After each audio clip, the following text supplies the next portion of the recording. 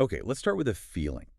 I think it's one we all have probably every time we, open a news app or scroll through social media. Hmm. It's that feeling of, why is this so broken? You look at these massive institutions, Hmm. governments, agencies, global organizations. And they seem to be failing. All Constantly. right. But not just failing like, oops, we made a mistake. Failing like, this is actively hurting people. It's the feeling that the system isn't just incompetent, but maybe something worse. Exactly. And usually when we feel that, we look for a villain. We think, Nice. oh, if we just get rid of that one corrupt senator, Yeah. or if we fire that CEO, everything gets fixed. We think of evil as a character flaw, a bad apple. Right. But this stack of research we have for today's deep dive, Huh? it's asking a much more uncomfortable question, a terrifying question, actually. Which is? What if evil isn't a person? What if evil is a structural inevitability of authority itself? That is, wow, that's a lot to process. Yeah. So we aren't talking about bad people doing bad things. We're talking about a machine Mm. that can only do bad things. Yeah. In a way, yes. And the source material we're looking at today, it isn't a rant. It's not some political manifesto written in all caps on a forum somewhere. Right? It is a rigorous synthesis of political philosophy, systems engineering, game theory, and a ton of historical data. It frames the failures of authority not as mistakes, but as a diagnosis. And the mission for this deep dive actually comes from a specific listener question that really stuck with me. Oh, yeah. They wrote in and asked, is there an objective way to ground who deserves power or contempt without relying on authority itself? Which is a brilliant question. Isn't it? Because if the referee is corrupt, you can't ask the referee if he's being fair. He's going to say yes. Exactly. So if we can't trust the ref, how do we judge the game? To answer that, we have to go down a bit of a rabbit hole. We need to strip away the costume of authority. Okay. We're going to look at an objective test for evil that comes from engineering, not religion. We'll look at the concept of the state as an anti-human abstraction. And I have to warn you, Yeah, I saw the notes. we have to look at the body count. Because the data on what authority systems do to human beings is, well, it's staggering. It's horrifying. But okay, let's start at the beginning.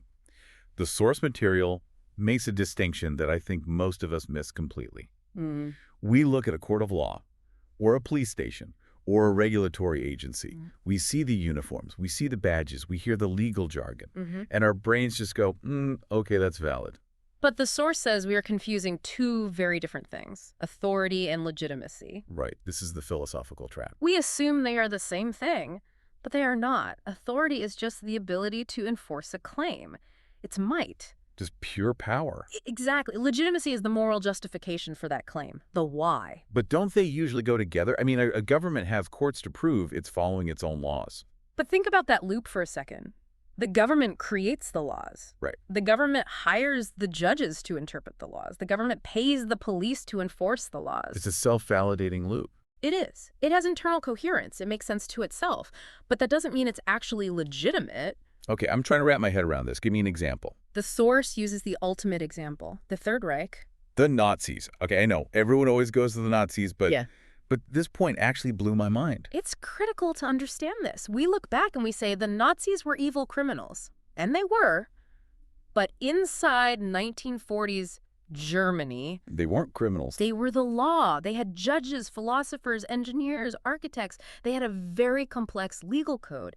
Everything they did, the camps, the confiscations, it was all legal according to their own system. That is chilling.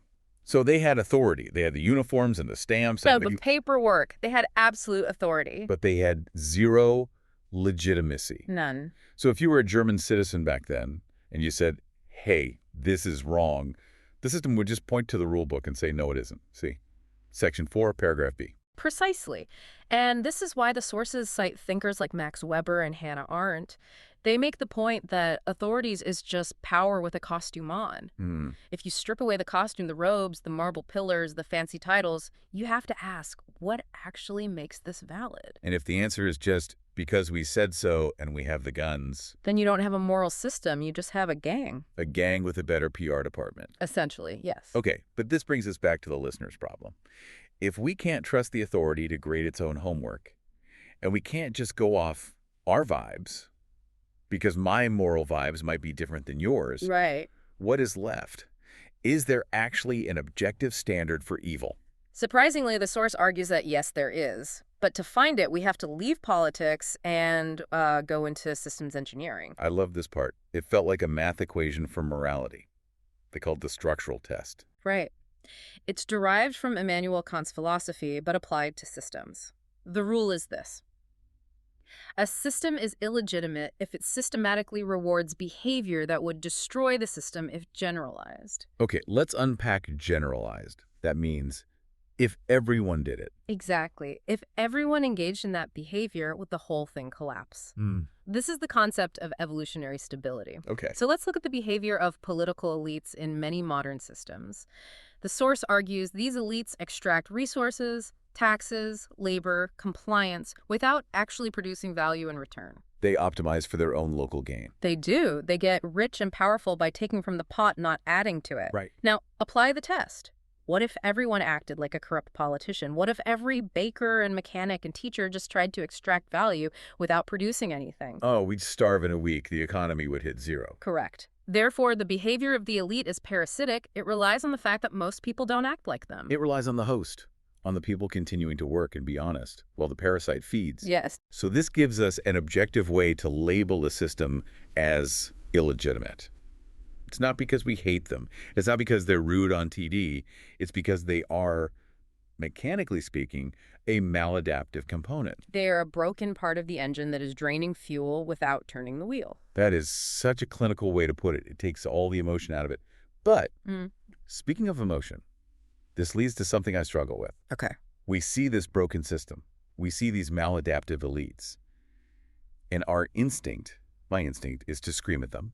We want to shame them. We want to go on Twitter and dunk on them until they resign. Right. But the source says, don't bother. It says it's worse than useless. It actually strengthens them. How is that possible? No one likes being humiliated. Normal people don't like being humiliated, but elites and authoritarian systems are essentially shame-proof. You have to understand the psychology here. When you try to humiliate a system like that, they don't look in the mirror and think, oh no, we've lost the moral high ground. What do they see? They see an attack. They reinterpret that humiliation as persecution. And what happens when a group feels persecuted? They circle the wagons? They bond. It reinforces their internal loyalty. You see this in cults and you see it in totalitarian regimes. The Nazi ideology, to go back to that, it thrived on the idea that they were being persecuted by the world. So every time they were attacked, it just proved they were right to be paranoid. Exactly. So when we scream shame on you, they hear, we are under siege, tighten the grip. Wow. You cannot humiliate a system into correctness. Nope. Contempt feels good for us. It lets us vent, but structurally, it's just fuel for their fire. That is so frustrating. So we have a system that is illegitimate, it fails the engineering test, and it's immune to shame. But I want to pivot here. Let's do it. Because so far, we've talked about extraction and parasites. Yeah. That sounds like simple corruption. But the source goes deeper. It talks about how government hurts us even when it's trying to help. This is where the source brings in the work of James C. Scott and his amazing book, Seeing Like a State. Yes. If you haven't read it, it is a cornerstone text. The core concept is abstraction. Abstraction? Yeah. That sounds harmless enough. It sounds harmless, but it's destructive. I mean, think about it. If you are a state and you have to manage 300 million people, you can't know them as individuals. Impossible. You can't know that Mrs. Jones needs help with her groceries or that this specific valley floods every March. It's just too much data. So you turn them into numbers. Census data, tax brackets, zip codes. You simplify. You create a map. But the map is not the territory. Right. The source uses this incredible example of scientific forestry from 18th century Prussia.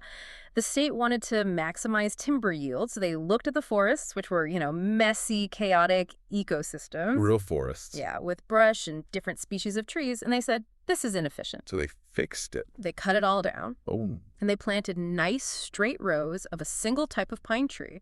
Easy to count, easy to harvest. Looked great on a spreadsheet. It was perfect on a spreadsheet. Let me guess. Nature didn't like the spreadsheet. It was a disaster because they stripped away all the complexity, the underbrush, the birds, the soil nutrients. The scientific forest started dying. Wow. The trees were weak. They called it Waldsterben forest death. And the source argues the state does this to people? Constantly. This is what Wilhelm von Humboldt argued. The state cannot understand individual human needs because they're too complex. So when the state tries to optimize society they optimize the forest, they end up killing the very thing they're trying to manage. This connects to that term, positive liberty. Mm. The source mentioned Isaiah Berlin. Now, to me, positive liberty sounds great. It sounds good, doesn't it? I want to be positive. I want liberty. What's the catch? The catch is who defines it. Negative liberty is freedom from interference. Leave me alone. Right. Positive liberty is the freedom to achieve a specific outcome, to be healthy, to be educated, to be wealthy. So sounds okay. Until the state decides how you must be healthy or what you must learn. Positive liberty is the dangerous idea that the state knows your true self better than you do. It implies that if you disagree with the state's plan for you, you are wrong about your own life. So positive liberty is the logic that says, we are forcing you to do this for your own good. And that is the slippery slope to tyranny. The source makes a profound point here.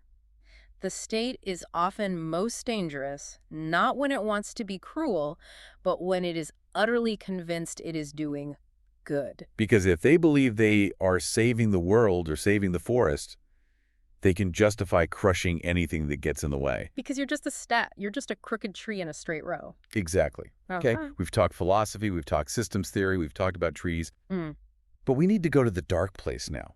Because you can listen to all of this and think, okay, sure, government is inefficient, taxes are annoying, politicians are arrogant, but evil?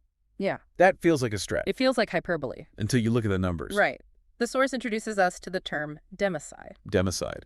It was coined by the political scientist R.J. Rummel. It simply means death by government, not soldiers killing soldiers in a war. This is governments killing their own people or non-combatants. Yes. And Rummel actually crunched the data for the 20th century, just one century, and the results. They destroy any notion of the state being a protector. The conservative estimated between 170 and 200 million deaths. Wait. 200 million. I can't even visualize that. That's 2/3 of the current U.S. population. Gone. Boy. And let's break down where that comes from. Yes, you have wars, maybe 100 million or so, but then you have the genocides, the Holocaust, the Khmer Rouge in Cambodia, the killing fields. But it's not just bullets and camps, right? Yeah. This is the part that really scared me, the famines. The state-induced famines, the Great Leap Forward in China, the Holodomor in Ukraine. These weren't just bad weather, these were policy. Right. In China, you had that scientific forestry mindset applied to farming. They centralized everything, they told farmers how to plant, they confiscated the grain to meet quotas for the greater good. And tens of millions of people starved to death, not because there wasn't food, but because the system couldn't see the reality on the ground. That is the cost of abstraction. 200 million lives. Just to put that number in perspective, compare that to private crime. We are so afraid of burglars, serial killers, muggers. If you take all the private murders in the 20th century, every mugging gone wrong, every serial killer, every gang shooting, it is a rounding error compared to democide. It's nothing. It's a drop in the bucket. That is wild. We're terrified of the guy in the alley, but we build monuments to the institution that is statistically 1,000 times more likely to kill us. It creates a statistical reality that is just. It's hard to argue with. Historically, human authority is the single greatest source of preventable harm. And the source mentioned him a mutually assured destruction. The nuclear standoff. Yeah. Which is really the cherry on top of this structural madness. Think about it. From the perspective of one leader, building more nukes is rational. It's self-defense. Right. But when every leader does it, you create a system where the only possible outcome is global suicide. It is locally rational but catastrophically irrational. It's a suicide pact, enforced by the people who are supposed to keep us safe. Correct. So here's what I don't get. If the evidence is this overwhelming, the philosophy checks out, the game theory checks out, the body count is undeniable, why isn't this the first thing you learn in Political Science 101? Why don't universities teach that government is structurally evil? Well, this is where we have to translate from real talk to academic speak. The source explains that evil is a metaphysical or religious word. It feels emotional. Scholars want to sound objective. They want tenure. So they use 50-cent words to hide the monster. Exactly. They describe the same phenomena, but they use these really boring terms. Instead of evil, they say structurally violent. Okay. Instead of corrupt, they say systematically illegitimate or incentive misalignment. Incentive misalignment. That sounds like a payroll error, not a genocide. It sanitizes it. But make no mistake, the source emphasizes that this isn't some fringe conspiracy theory. These ideas are studied in serious academic departments. They mentioned public choice theory. What is that exactly? Public choice theory is fascinating. It's basically economics applied to politics. It assumes that politicians are just people. They aren't angels. Right. They are maximizing their own self-interest, just like a business owner. So they aren't public servants. They are vote maximizers. James Buchanan won a Nobel Prize for this. He proved mathematically that the benevolent planner, this idea that the government just wants to help you, is a myth. They act to expand their power and budget, period. And then there's anarchist philosophy, which, again, I think people hear anarchy and think of guys in masks throwing Molotov cocktails. Right, but the philosophical side is much deeper. Thinkers like Robert Paul Wolff argue a simple logical point. Authority and autonomy are incompatible. How so? You cannot be a free moral agent responsible for your own actions and also blindly obey a master. It's a logical contradiction. You have to choose one. So you're not crazy for thinking this. The smartest people in the world study it. They just use boring words to describe it so they don't get yelled at. In a way, yes. They diagnose the illness, but they are very, very careful about naming the disease. Okay, so let's bring this home. We've been on quite a journey here. We have. We stripped away the costume of authority to show it has no moral weight. It's just the corrupt referee. We applied the objective test and found these systems are structurally parasitic. We saw how abstraction literally kills you. We tallied up the cost. 200 million lives. It's a heavy diagnosis. It is. And the listener who asked this question, they wanted to know how to judge who deserves power. And the answer seems to be nobody. Nobody deserves it, and the structure itself is a weapon. So where does that leave us? Do we just despair? Do we move to a cabin in the woods? Well, the source offers what they call the cold truth. And it's actually weirdly hopeful in a dark way. It asks, what actually defeats these illegitimate systems? We established that shame doesn't work. Protests often just strengthen the police state, so what works? Entropy. Entropy. Things falling apart. Reality is the only thing that cannot be faked. Illegitimate systems, because they are maladaptive, because they ignore reality to fit their map, they eventually collapse under their own weight. Like the Soviet Union. Exactly. The Soviet Union didn't fall because it was humiliated on the world stage. It didn't fall because of a UN resolution. It fell because its internal logic couldn't map to reality anymore. It couldn't feed its people. It couldn't maintain the lies. The math stopped working. So it's not a Marvel movie ending where the good guys punch the bad guys. Yeah. It's a structural collapse. The engine just seizes up. It's slow, it's unfair, and it's painful. But historically, that is what beats authority. Reality always wins, eventually. That is both comforting and terrifying. Because when a system that big collapses, it makes a mess. It does, which leads to the final takeaway. Right. So for you listening right now, the source leaves us with a heavy realization. You aren't crazy for seeing evil in the system. You are standing on a fault line of history where moral intuition meets systems analysis. And the question isn't, how do we fix the government? Because the structure itself might be unfixable. The question is survival. The real provocative thought to leave you with is this. If authority inevitably trends towards self-destruction and entropy, how do you build a life or a community that doesn't rely on it? Right. If the Titanic is structurally unsound and the math says it's going to sink, maybe the goal isn't to run to the bridge and try to become the captain. Maybe the goal is to build a life raft. And that is a design challenge for every single one of us. Thanks for diving deep. Stay safe out there.